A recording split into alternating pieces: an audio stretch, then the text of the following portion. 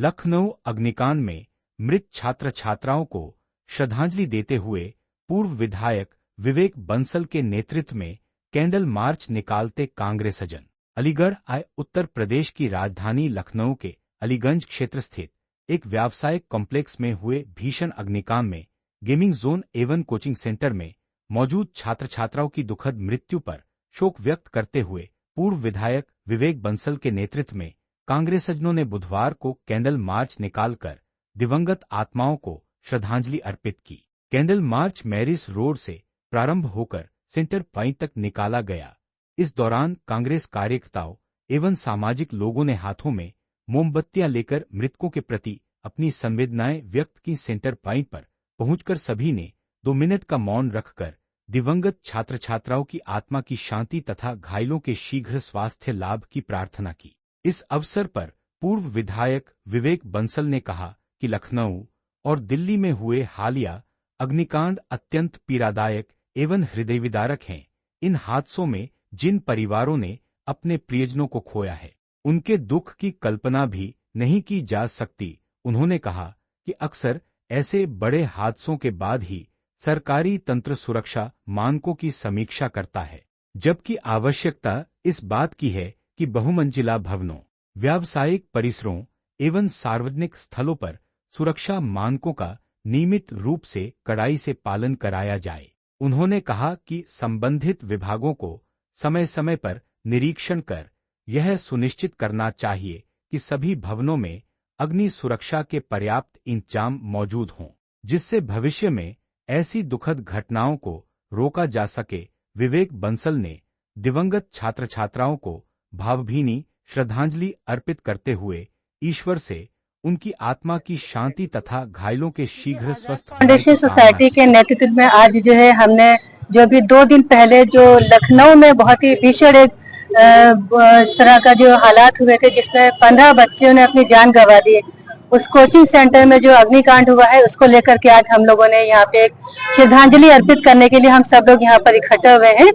और हम सब लोगों की यही मनोकामना है कि जो वो बेगुनाह बच्चे थे, जिन्होंने अभी उनका एक भविष्य अभी पूरा था, जो जिसकी उन्होंने कल्पना की होगी उनके परिवारों ने, तो जो कि उनके बहुत सारे ख्वाब थे जो अधूरे रह गए थे, तो हम सब ने मिल करके आज उन्हीं तमाम बच्चों के लिए यहाँ पर श्रद्धांजलि दी है मोमबत्ती के माध्यम से। और हम सभी लोग दुआ करते हैं कि वो सभी बच्चे जो हैं वो उनको ईश्वर जो है जन्नत में ले जाए, और इसके अलावा उनके जो माँ बाप हैं, उनके जो पेरेंट्स हैं, उनको सब्र दे, क्योंकि बहुत बड़ा हादसा था जिसकी हम कितनी भी इस तरह की कितने भी हम कोशिश करें उनको संतावना देने की, लेकिन वो कहीं से भी वो पूरी नहीं होती है। तो मुझे लगता है कि एक बहुत ही अच्छा एक माध्यम है, हम सभी लोगों को मिल करके तमाम पेरेंट्स को एकजुट होकर के उनको सपोर्ट करना चाहिए, कि ताकि इस दुख की घड़ी में हम सब लोग उनके साथ में खड़े हों। देखिए, सबसे इम्पोर्टेंट चीज है फायर सेफ्टी नियम। अभी तो जो लोग बात कर रहे हैं कि संवेदनाएं, ठीक है, संवेदनाएं जो हुआ वो आगे ना हो, तो उसके लिए क्या बात होनी चाहिए। तो मेरी सरकार से ये अपील है कि फायर सेफ्टी नियम सबसे इम्पोर्टेंट चीज है, इसका कानून ये पूरे इंडिया में लागू किया जाए। फॉर एग्जाम्पल, जहाँ पे ये हो रहा है कि नीचे उनके शॉप्स हैं, जब बहुत सी जगह पे रेस्टोरेंट हैं, तो उनके ऊपर कोचिंग बनाई गई है, तो उससे क्या होता है कि वहां पे कोई भी अगर खाना वगैरह बन रहा है या किसी के कपड़े वगैरह है, तो बहुत ज्यादा चांसेस हो जाते हैं आग लगने के। तो अगर फायर सेफ्टी नियम और कानून पूरे ऑल इंडिया में सर्कुलेट कर दिए जाएंगे, तो मुझे लगता है कि इस तरीके से दोबारा हादसा नहीं होंगे। इस पे बहुत गौर फिक्र करने की जरूरत है। और ये 14-15 जो स्टूडेंट हैं जिनकी डेथ हुई है, हम सबकी संवेदनाएं हैं, हमारी बहन है, बड़ी हैं, बहुत एक्टिव हैं अलीगढ़ में, इनके माध्यम से यहाँ पे संवेदनाएं व्यक्त की जा रही हैं, इनके एनजीओ की तरफ से किया गया है। और मैं ईश्वर से प्रार्थना करता हूँ कि आगे इस तरीके से कोई भी हिंदुस्तान में घटना ना हो, और जितने भी लोगों के साथ जो बच्चे मारे गए हैं या जिनके साथ ये हादसा हुए हैं, उनके फैमिली के साथ हम लोग शाना बशाना खड़े हुए हैं। और मुझे उम्मीद है कि आने वाले वक्त में इन सब हालातों पे हमारी गवर्नमेंट कंट्रोल करेगी और इस तरीके के हालात अभी आइंदा कभी नहीं होंगे। ये कैंडल मार्च हमने उन दिवंगत आत्माओं के लिए, नौजवान जो फूल अभी ठीक से खिले भी नहीं थे, कली थे, और उनकी इस दर्दनाक हादसे में उनकी मृत्यु हो गई। ये बहुत कष्टदायक है किसी भी समाज के लिए, किसी भी परिवार के लिए, और हम सब लोग हसप्रद हैं, बहुत सदमे में हैं, और उसी के फलस्वरूप हम सब लोगों ने अपनी संवेदना, अपना शोक उनके साथ संबद्ध करते हुए उन परिजनों के साथ जिन्होंने अपने सपूतों को खोया है, जिन्होंने अपने नन्हे बांकरों को खोया है, बच्चों को खोया है, आज हम सब लोग उनकी आत्मा के शांति के लिए प्रार्थना कर रहे हैं। जो जिस धर्म का हो वो अपने धर्म के माध्यम से उनकी आत्मा की शांति के लिए इबादत करे, प्रार्थना करे, और बस। और उसके साथ साथ ये जरूर कहना चाहेंगे कि जो आज प्रशासनिक लापरवाही है उसको बहुत सख्ती से उसके साथ निपटना होगा।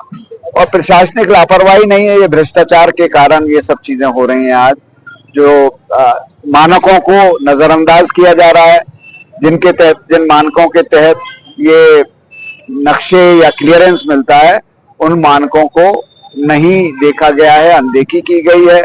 और यही कारण है कि आए दिन दुर्घटनाएं, आग की, इस तरीके की अग्नि की, आग की दुर्घटनाएं हो रही हैं, आगजनी, और दिल्ली में हुई, यहाँ हुई। ये बहुत ही कष्टदायक है, बहुत ही दुखद है। इसमें जितनी इसकी प्रतिक्रिया दिया जाए, अपना दुख व्यक्त किया जाए, वो कम है।